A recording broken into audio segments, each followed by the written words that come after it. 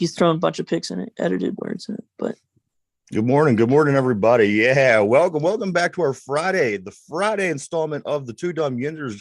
This is episode 383. 383, guys. We are inching closer every day. That big 400. It will be here in no time at all. I get to take a vacation. Didn't you have enough vacation so far this year? We had one. We had like one vacation. It was oh man, what did I do? I don't know, but I always need more vacation time. Oh, we've been on vacation all year, it felt like. Oh, come on now. Before we get started, I do got a question for you guys. Yeah. Is it just me, or does this happen to everybody? Because I'm coming to wit's end with it. Mm-hmm. Did you ever go put you're putting clothes on and you put your shirt on and it's backwards? Okay. So then you just try to conveniently pull your arms in the holes and just turn your shirt the whole way around your body, just with in your head hole. And then you go to put your arms back out of the hole and you look down and it's still on backwards. So now that's the whole thing. You're like, I'm taking time to put my shirt on. So then you take the whole thing off again, and then you're looking at it, making sure it's front ways, put it on, and then finally it's right. And the thing is, it's like I don't know if I'm at that age where I'm just irritated by it because it's just something that's so stupid, or is this something that everybody deals with and they just don't mind? That sounds like a U prime problem. Oh, wow. I was going to agree with you. Then Derpy just goes and throws you under the bus. I mean, if I was going to be home, it sounds like a you problem. If I was going to be home all day by myself, I would wear my shirt backwards. I would wear it inside out. I would wear it upside down. I don't care. But it's always when I'm going somewhere and it's a nice shirt. And then you put your deodorant on, and then it's a whole thing because once you take it off and spin it around, and now you have this whole deodorant thing going on. Yeah, you got deodorant stains everywhere. Yeah. That's not good. That's not fun times. Yeah. It's never fun that way. I feel you. It's annoying as all get out. It's irritating, isn't it? It's the worst.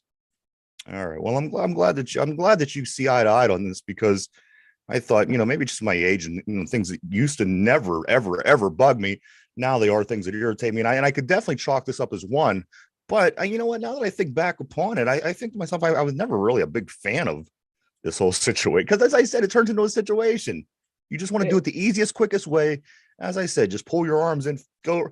It never works out that way. Every once in a while.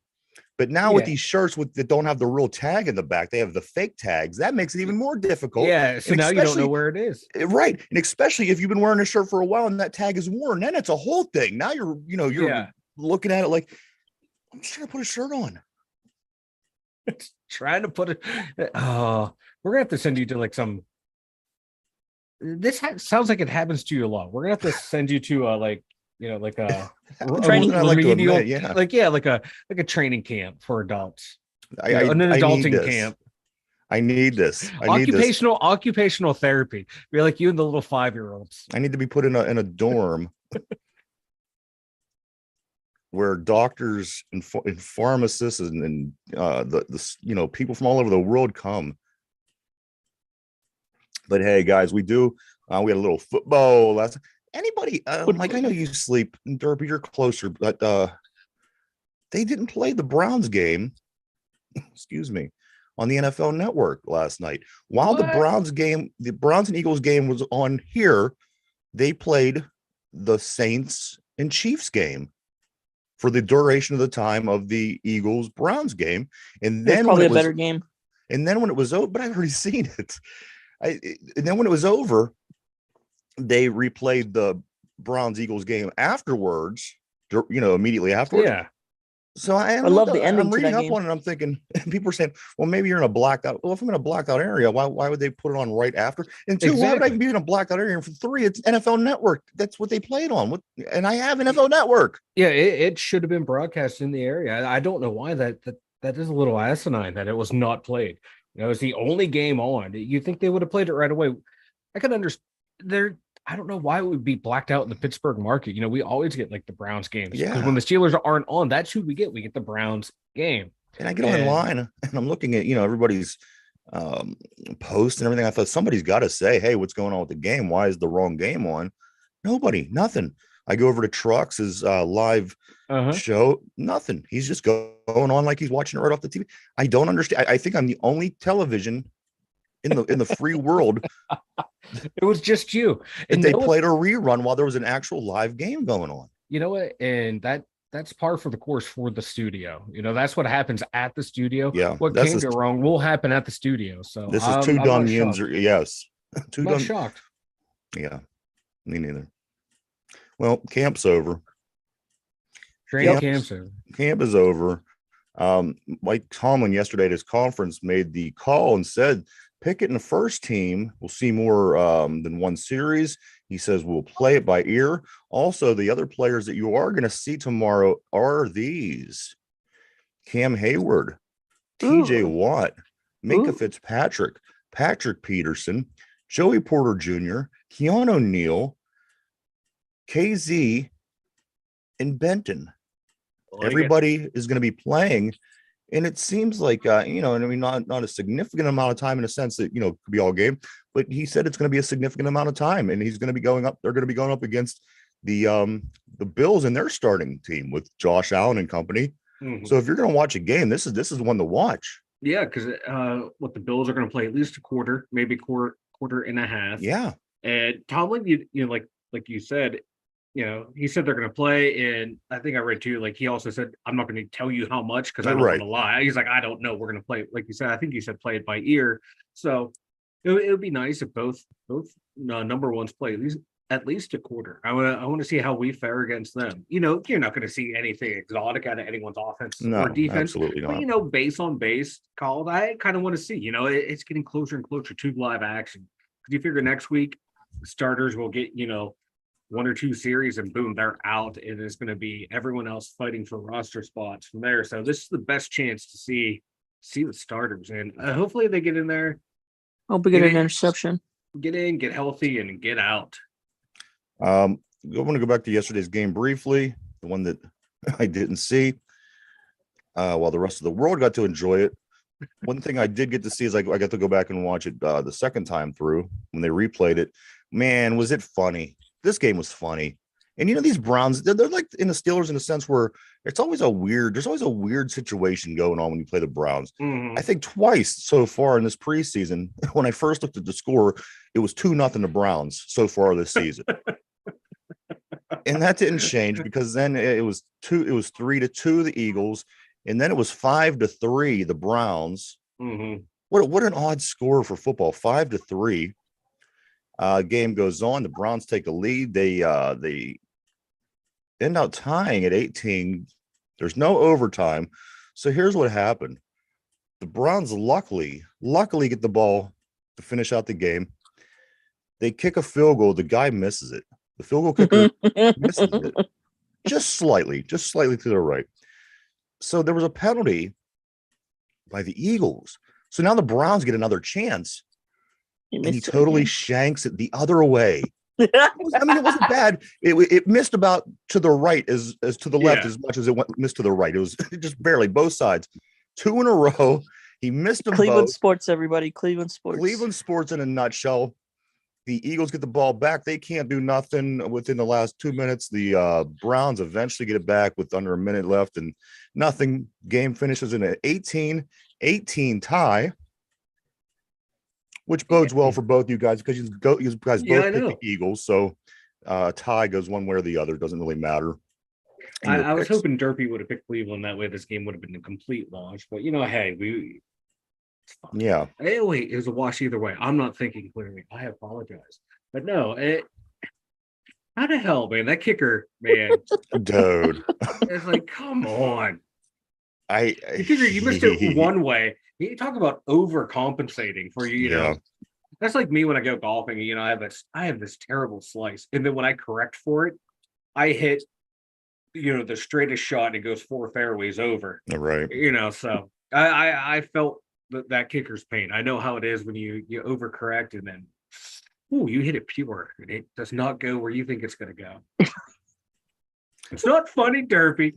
It is funny. It is funny. today's How games. far with the field goals?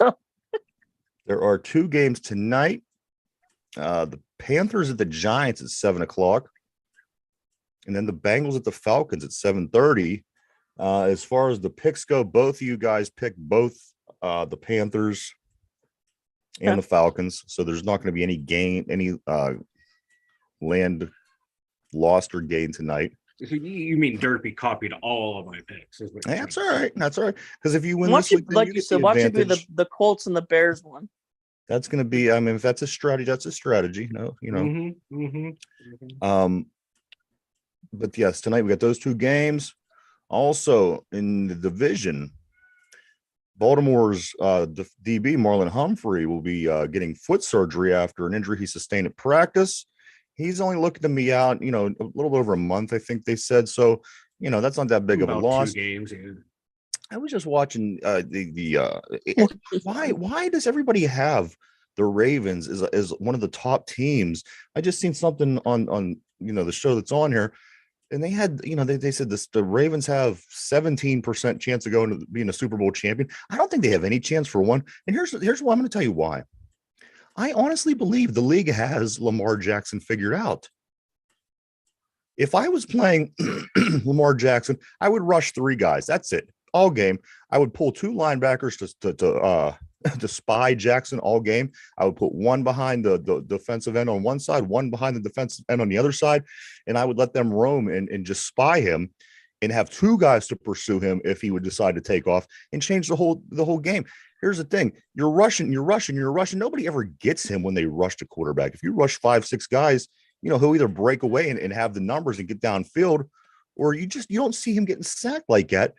I just don't, and they're also counting on the OBJ and the Zay Flowers And Mark Andrews. and what's the Alga?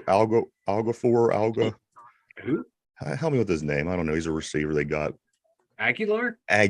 No, Nelson Aguilar's terrible. I'm more worried about Mark Andrews and Rashad Bateman. Yeah, Mark Andrews. And the funny thing is, the names that they were talking about was the 3 that they brought in was the OBJ, the Aguilar, and the Flowers. They didn't even bring up Mark Andrews. And here's the thing. I mean, this Mark Andrews is a top tight end. Oh, yeah. He's like a sleeper tight end that everyone forgets about. But I would rush 3 people all day. I would put 3 people on that line, drop everybody back, and just spy the shit out of him. Make him beat you with his arm. Make Lamar Jackson beat you with his arm. And if he does, he does. Just you got to take his legs away. You have to take that guy's legs away because he's not an MVP when he doesn't have his legs. He's like about a 64% passer. So that's a smart strategy. But my God, even with 2 spies though, how many linebackers are athletic as him though? But here's the thing: these guys in the NFL, they're all fast. I was watching the one highlight they were showing him. He took off, and this defensive end kept up with him and made him run out of.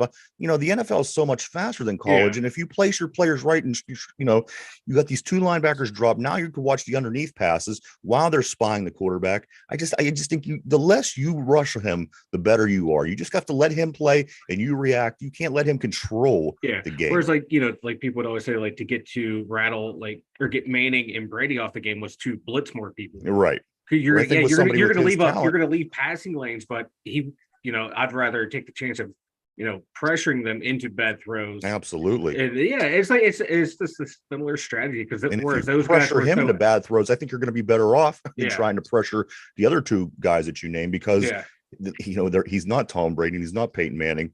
But I just, I kind of chuckle when I see they have them, in the top to win the Super Bowl for one. I think that's a little bit too much, but they got a good team. I'm not trying to take. They do have a good team, yeah. Sounds like looking at their team, and it's a good team, running back, but it's not their Derpy. Don't make me bring up his stats again. He's a running back.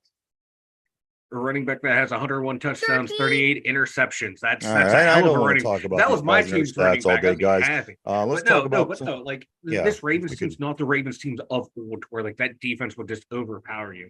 It's still a good defense, but it's not the one that's just gonna you can ride to a championship. I mean, that offense is pretty good, but it's not. Certainly didn't dominate when we played them last year. Yeah. I'm not, I'm just not afraid of these guys. They're the Ravens. We're the Steelers. You can't be afraid of the Ravens. You can't be, and it's just I don't know. It's still going to be a good game when we play. It always Absolutely. Both of them. They're going to both be 16 points or less, win by 2 or 3. It's going to be a last-minute touchdown or a last-minute field goal by either team. Absolutely. You know that's going to happen. This is the way it should be.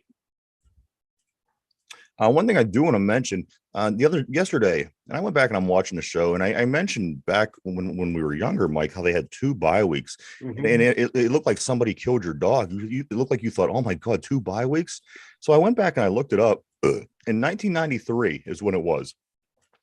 In 1993, the NFL had 2 bye weeks as an experiment. A league bye week. In team bye weeks. That's right. The league remember bye that week. Now it was basically like it is now. Plus, they added 1 more week and basically just made it a bye week for everybody. Yeah, I forgot about that because when you said that, I'm like, I'm trying to remember and I don't remember it at all. But now that you say, it, that league bye week. I'm 15 years old and I hated it. I just want to watch my football, Yeah, because I was like 12, 13 at the time, and same way it's like, no, don't stop playing. I want football. You're messing up my Sunday. Yes, because I think that's then when like the family was still going to church and stuff, and when it's a Steeler game, you got to get out there. Right. Couple other adjustments here, guys. Yeah, Lamar is definitely not Tim Tebow or Trent Dilfer. Didn't Trent Dilfer win a Super Bowl? Anyway. Ray Lewis won him a Super Bowl. I got the ring. Yeah. That's true. They don't ask how, just how many. That's right. 30 years down the road, all you're going to know is Trent Dilfer has a ring. As Trent Dilfer tries to criticize Big Ben. Yeah. Some more news, guys. Returning kicks this weekend. Apparently, Bird had his chance. He didn't do too much with it. A lot of conservative punt returns last week, which I thought that he should have taken a couple more stabs just because it is the preseason. You are trying to make the team. We are going to be seeing Anthony McFarland returning kickoffs, and we're going to be seeing Calvin Austin III returning punts. Okay. This week. So if you're not excited to watch the Steelers for any other reason, I think that these two, especially Calvin Austin, on Mullane, they might be gone. I've been talking about this Calvin Austin for a couple of years now, so I'm super excited to see him returning some punts. Along with the other names, Cam Hayward, TJ Watt, Minka, Pat Pete, Joey Porter Jr., Neil Kazee, and Benton. I'm excited to see all these guys tomorrow. Tomorrow, guys, 6:30. I'm fired up. I don't know about anyone else. I've been fired up for 2 days for this game. So that means by the time kickoff comes around, I'm going to be so disinterested. What time is so don't kickoff, be like Mike? me. 6:30. Okay, that's what I thought. I'm pretty sure. It's like a weird time. Yeah, 6:30. Pittsburgh versus the Buffalo I just Bills. hope we come out and put the league on notice, even though it's preseason. I don't really care. I hope, if we lose, I like that too, because here's the thing. We're coming in under the radar this year, and a lot of people aren't giving us a chance. And you know what? Sometimes that works best. Take that, take your weaker schedule, take your improved team, take your players who have an extra year under their belt. I'm confident with this season. And again, you got to look at the year that we weren't even any good and we ended up starting 11-0. I mean, there's a chance, this team could do some things this year. So it seems like the expert analysis or analysts of the Steelers are they're all over the place. Either we're going to finish last or we're a dark horse for a Super Bowl. There's like no in between. Right. It's just like so extreme for the Steelers. Like you look down like for most teams where we are with this, we're kind of like in the middle of the pack. Everyone has like, they'll finish here a little bit higher than last year. The Steelers, it's all or nothing with the Steelers this year. Yeah. Like a couple people on the NFL Network have us like dark horse candidates. Ryan Clark has his dark horse candidate for the Super Bowl. A bunch of people have us finishing dead last. I think we're going to be somewhere in between. I like this. I think we're going to sneak into the playoffs and win a game. And for me, that would be target. I think we can do more than just a game. Huge. And what happens when teams they overlook you? Just think of any sport. You come into a game and you're underestimating your opponent. What happens? You get proved, you get shown up, and that's kind of what I'm hoping for with this squad. Keep talking bad. The thing is, it doesn't matter what people say. The only thing that matters is when they come out on the field and do what they do. So I'm confident in that. I don't care what anybody's saying. I'm ready. Here's my question for you guys. Now, with all the guys that I named that's going to be participating tomorrow, both you guys, who are you most excited to see out of everybody that's going to be playing that didn't play last week? And let me give you this list of names again. Cam Hayward, TJ Watt, Minka, Patrick Peterson, Joey Porter Jr., Neil Kazee, Benton, Of course, you're going to see Austin and McFarland returning kicks and punts. Mike, who are you most excited to watch in this game tomorrow? Joey Porter Jr. Yeah, I think a lot of people are right there with I you. want to see what he did, or what. Oh my God, what he did, what he can I'm seeing do. Ringo over in these other games looking good. I'm seeing this guy looking good. I'm ready to see our cornerback. Put him out there against Stephon Diggs or Gabe Davis. Gabe Davis, isn't he the one who like torched us last year for like those 2 big touchdowns? So yeah, put him on one of those two. See what happens. Let him, line him up against Stephon Diggs, one of the best receivers in the league, and just see what happens. If he gets burned, he gets burned. He's going to learn something going up against a damn good receiver. We've seen him go up against Pickens all in practice, all off season. Let him go up against Stephon Diggs and see what happens. Derpy, who are you most excited about seeing in the game tomorrow? Neil.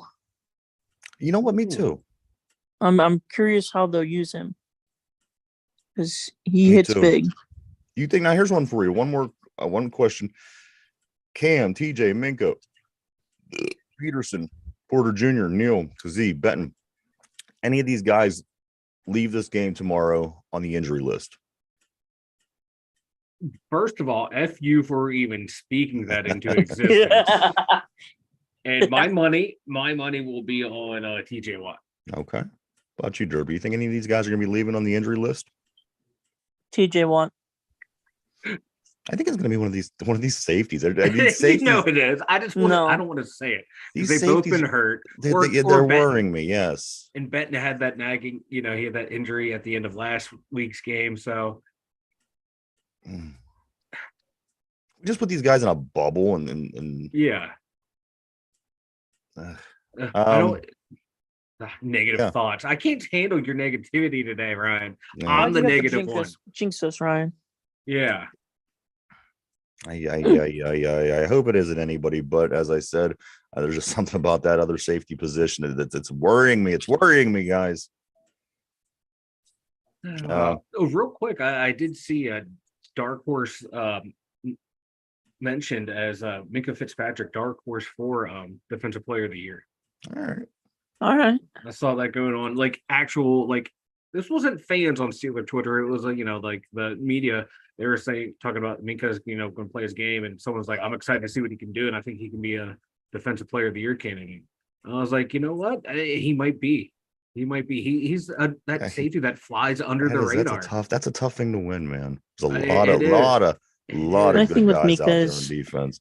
He goes under the radar for most of the year, and then he pops up when it matters. Yeah. I would love to see it. And I think this year, like, the secondary might be a little bit better than last year. So he that's going to he might have some help. He can, he can freelance more. I just wish we would have had Edmonds back who I seen last night playing for the Eagles, and he looked good. He was all over the place. Let's move forward, guys. I wanted to tell you this, Mike. I seen a list of the defensemen in the NHL. These are the most points from the defensemen in the cap era. I'm going to give you the 5 top guys, and you will. This concerns us for the reasons you'll see. The top scoring defenseman from the cap era is Brent Burns. No surprise, with 832. Yeah. Second, with 761 points, is Erik Karlsson. And third, 691 points with Chris Letang. You gotta love this. That is insane. Following him would be Suter with 664, and then Victor Hedman. Wow. 652. Wow, that's surprising about Suter was up there that high. Good player, but damn, we had two of the top 3. Yeah, since the cap, this isn't like it's just from last season. This is a long ass time. The Cap's been around for a while now. So hey, you know what? I'll take it. Liking the defense this year. I am. You figure those two, like Letang and Carson, are going to be out there each for like.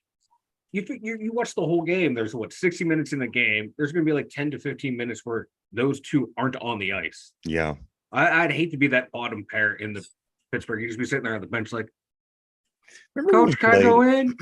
We played Carlson in the playoffs when he played for Ottawa. Yeah, the one year we went to the Cup. Mm-hmm. I hated him then. Yeah, me too. I thought he was a bum as he was playing so well. But now that he's a Penguin, all past sins are forgotten. I agree. Yeah, hey, it's all or nothing really this year. It wasn't like he was a flyer. I mean, he was a senator. Yeah. Hey, when we got Darius Kasparaitis, I forgot all about all the cheap shots he had as an Islander. I just realized he was just a misunderstood player. When Rick Tocchet came over from Philly, I mean, he was all right. Yeah. He became a. Once they put our sweater on, yeah, exactly. And then when they put one of theirs on, F them. Yeah, they were dirty players then. Pirates back in action tonight after a day off. They are going to be playing game 122, which means after today there's going to be 40 games left out of 162. Jeez. Booking the World Series tickets today. They play at Minnesota against the Twins. 8-10 start. The starters are going to be Andre Jackson, who is 0-0 with a 5.47 ERA and 28 strikeouts for the Pirates. And for Minnesota, you got Pablo Lopez, who's 8-6 with a 3.66 and 180 strikeouts. So, hey, I tell you what, Pirates were off yesterday and they gained a half game. So, yeah, we got that going for us, which is nice. They need to just stop playing. That's the only chance we have. The more we're on the field, the less chance we have to win. Yeah, that makes any sense. Yeah. Hey, it took us out of the bottom of the basement. Mike, this division is so terrible. Mind-blowingly enough, it's time to get ready to wrap up. Why don't you go and tell everybody about the website? Dumyinzers.com. Head on over there for everything for us. My God, you can find everything you need for the Dum Yinzers there. All these places to find us, that more than I have listed right now below me. Just check it out, man. There's a lot of cool stuff. Check it out, man. Check it out, and then check out that merch store, man. Check it out. Sounds like you're that guy in the streets that they open up their jacket. They have all them watches that are hanging on the inside of the jacket. Mm-hmm. Oh, man, I've always wanted to be one of those guys. So I don't have the verbal skills to be that guy. Of course, everyone knows who we play this weekend. Buffalo Bills are in the crosshairs. So today there's going to be another Buffalo Bills trivia question. And again, it pertains to their misery and lack of success through the history of this organization. So just putting that out there so you can prepare mentally. I see Mike has his thinking cap on today, not his baseball cap. All right, guys. Oh, I hate you. The question of the day is this: which kicker missed a last-second field goal that cost the Bills a Super Bowl against the Giants in the 20-19 loss, which was the first of the 4 straight Super Bowl losses by the Bills? Again, I'm looking for the kicker who missed that field goal. I forget his name, but I see his face. In the Super Bowl. It was the first of 4. It was the Giants. It was a 20-19 loss. They could have won the game. Go ahead and think that over. We are live 7 days a week, everybody, from Monday to Sunday, every week right here.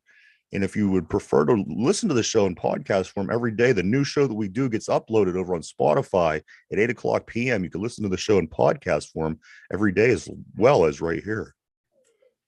All right, guys, the question of the day is this: which kicker missed the last-second field goal that cost the Buffalo Bills a Super Bowl against the Giants in the 20-19 loss, which was the first of the 4 straight Super Bowl losses? You guys want choices? Do you guys want to take a shot? Yes, I got this in the bag. All right, Derpy. I want choice. All right, so I'm going to start with Mike then. Mike, who do you think the kicker was? Scott Norwood. Scott Norwood. And is this your final answer? Mm-hmm. You sound pretty confident. That sounds good. P says he had a goofy name too. Luke Flutie, but not Flutie. Remember Doug Flutie? We talked about him the other day for one of the questions. You know what his comeback was? I looked it up. He was playing, and then he didn't play for like 6 or 7 years.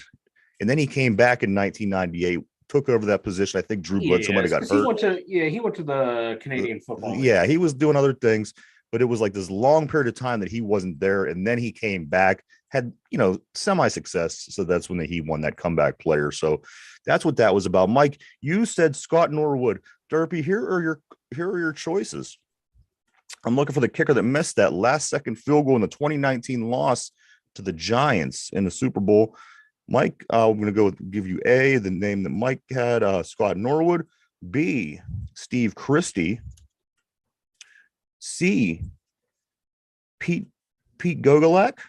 Or D, Jonathan Leopold. I'm gonna go Scott. Scott Norwood, is this your final answer? Are you sure? Yeah. Let me lock you in on a Scott Norwood. All right. Here we go.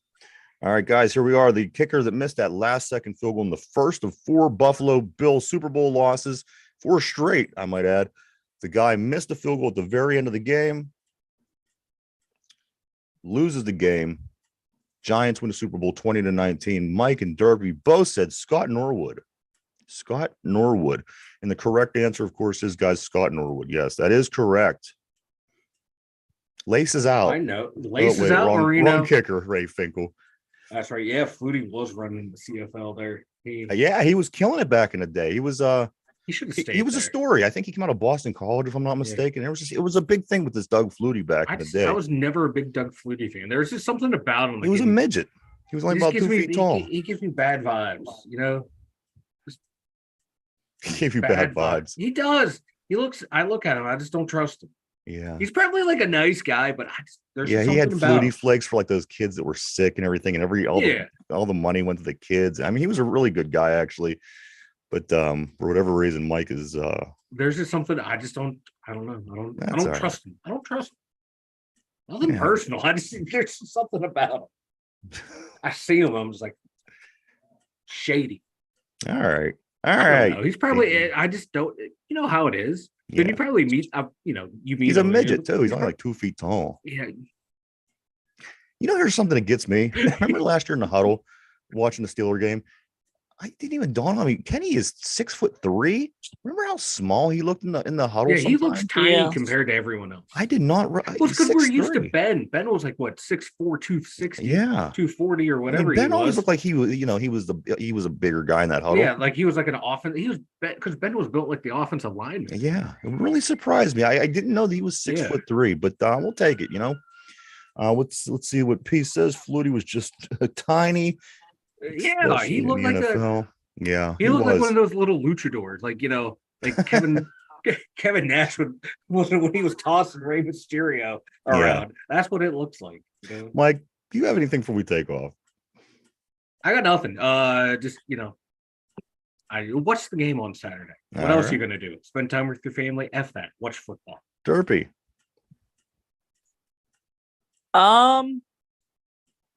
Just remember. 6200. Did you say 6200? Super Bowl wins. 62000. Browns and Bengals. Ravens too. 6200. I kind of wish one of these Ohio teams would win a Super Bowl already. It's embarrassing. Yeah, right. Like, look at these other divisions. Like, oh, look at all the Super Bowls that the NFC East won between all 4 of the teams, and look at the here we are. With these orange disasters from Ohio. I know. It's just as long as it's not the Browns, one of the Ohio team needs to win. Yeah. Because I want to see Joe Burrow. It's not the Browns. One of the Ohio teams Burrow in a victory parade. Because I think he would be the most drunk person we've ever seen at a victory parade. I wouldn't hate it. It's just their history that whenever they get to the big game, they choke it. Cincinnati does it all the time. I think they would have to prop Joe Burrow up in the float. He'd be passed out halfway through. I don't want to see. I don't want to go through a year listening to those fan bases. But you know what? If one of those teams would win, I would be fine with it ultimately because again, it makes the division look just a little bit stronger. You know, so it's not just like a 2-team race every year. My thing is this: 23 days, guys. 23 days, 3 weeks from this coming Sunday will be the opener against the San Francisco 49ers, who I'm feeling confident. I'm feeling confident about this home opener this year. If in fact we could stay healthy over these next couple of weeks, if we could stay healthy, I feel confident. So that's what I got for today. If that's it with you guys, we're going to go ahead and take off, and we'll be back first thing tomorrow for our Saturday installment of the show to get you ready for the games tomorrow as well. Anything else, guys? Stairway to 7. Stairway to 7, Mike. I got nothing. All right, for the 2 Dum Yinzers.